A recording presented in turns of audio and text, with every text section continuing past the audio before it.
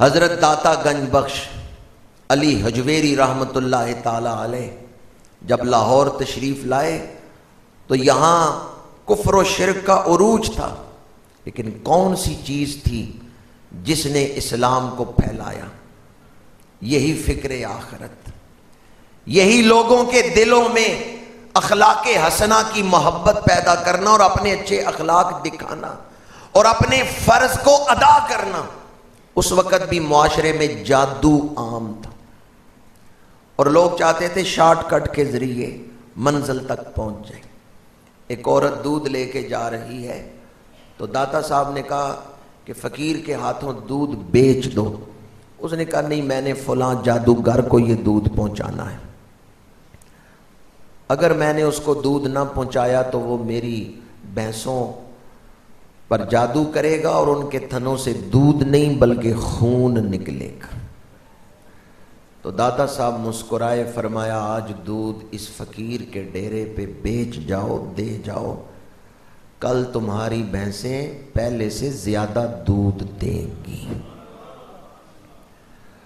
عورت نے اللہ والے پہ اعتبار کیا ہے، جادو سے منہ پھیرا ہے، جادوگر کو چھوڑا ہے، دودھ داتا صاحب کو دے کے چلی گئی ہے، کل اس کی بھینسیں پہلے سے زیادہ دودھ دے رہی ہیں۔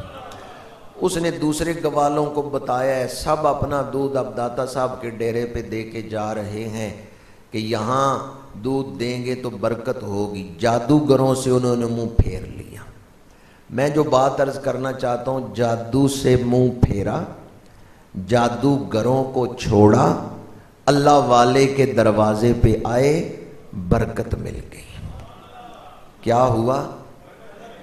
اور ایسا ان کا یقین تھا، 10 صدیاں گزر گئیں، دودھ آج بھی چڑھایا جا رہا ہے، دودھ کی سبیل آج بھی داتا صاحب کے آستانے پہ زائرین کے لیے لگائی جاتی ہے۔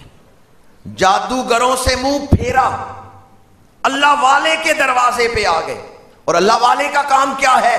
بندوں کا ٹوٹا ہوا تعلق رب سے جوڑنا۔ مسجد کا مطلب کیا ہے؟ خانقاہ کا مطلب کیا ہے؟ درس گاہ کا مطلب کیا ہے؟ بندوں کا ٹوٹا ہوا تعلق رب سے جوڑنا۔ یہ مقصد ہے مسجد کا، مدرسے کا، خانقاہ کا۔ اس لیے مسجدیں، مدرسے اور خانقاہیں بنائی جاتی ہیں، بندوں کا ٹوٹا ہوا تعلق رب سے جوڑا جائے۔ داتا صاحب لاہور میں آئے، بندوں کا تعلق رب سے ٹوٹا ہوا تھا، آپ نے بندوں کا ٹوٹا ہوا تعلق رب سے جوڑا ہے۔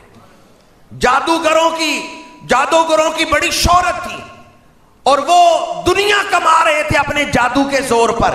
اور جادو کی ایک حقیقت ہے، ایسا نہیں ہے کہ جادو علم نہیں، جادو علم ہے، ایک دائرے میں جادو اثر بھی کرتا ہے، لیکن جادو شیطانی علم ہے۔ اور بعض جادو ایسے ہیں کہ ان پہ پڑھنے سے آدمی کافر ہو جاتا ہے، اور اکثر جادوگروں کا اخیر جو ہے وہ ماڑا ہوتا ہے، کفر پہ مرتے ہیں، مرتے دم کلمہ نصیب نہیں ہوتا۔ اس لیے خود بھی جادوگروں سے بچیں اور یہ یقین اللہ کی ذات پہ پختہ کریں کہ ہر امر کا فیصلہ کرنے والا میرا رب ہے۔ اس دور کا بہت بڑا جادو تھا رائے راجو۔